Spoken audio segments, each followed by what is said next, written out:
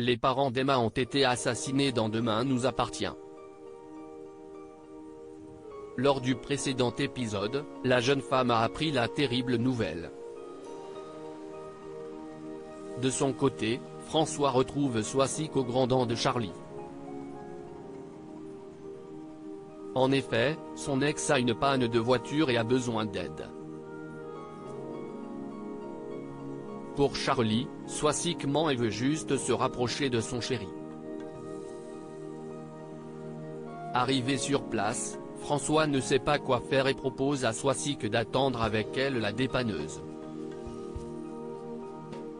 Pas rassuré du tout, Charlie appelle François pour avoir des nouvelles.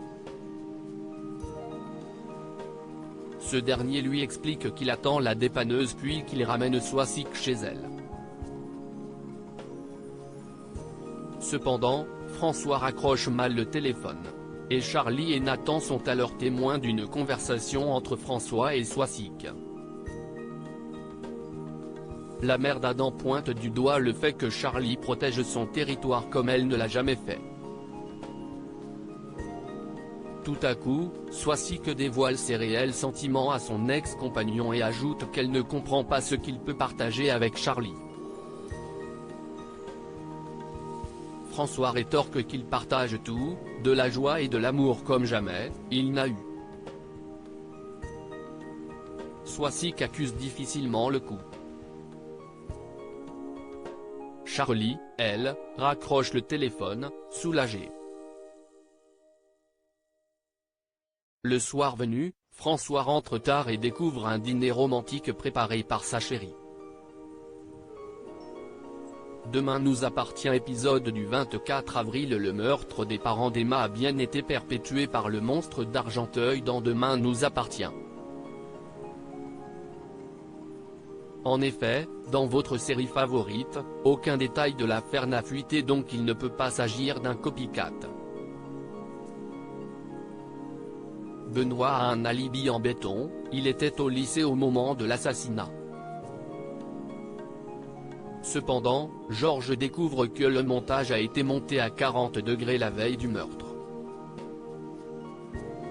Ainsi, le meurtrier a voulu masquer la véritable heure de la mort. Les Garnier seraient donc morts la veille entre 21h et 22h.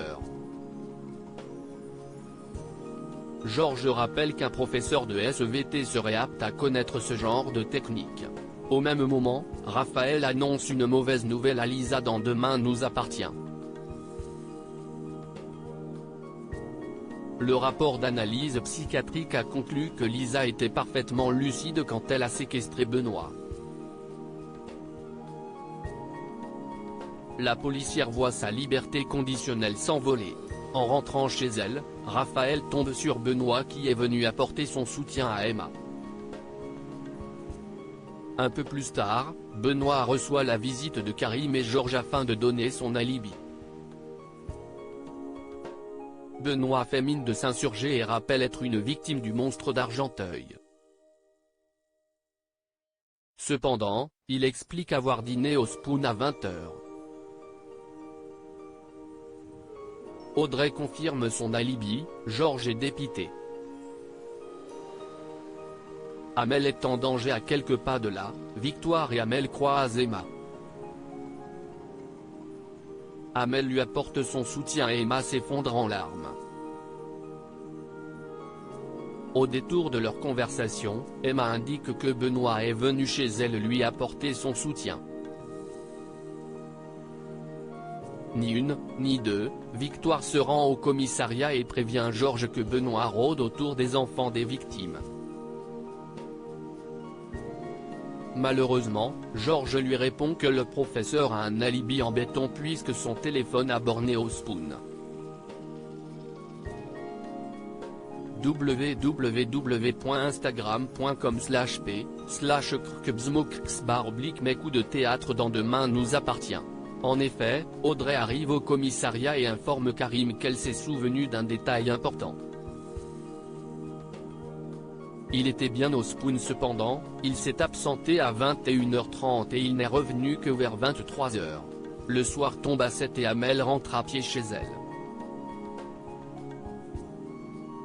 Tout à coup, une voiture s'arrête à sa hauteur, il s'agit de Benoît. Il propose à l'adolescente de la ramener chez elle, mais Amel décline en prétextant ne pas être loin. Benoît insiste en lui répondant qu'il ne voudrait pas qu'il lui arrive quelque chose. Devant le silence d'Amel, Benoît lui demande si elle pense qu'il pourrait lui faire du mal. Angoissée, Amel se met à courir le plus vite possible.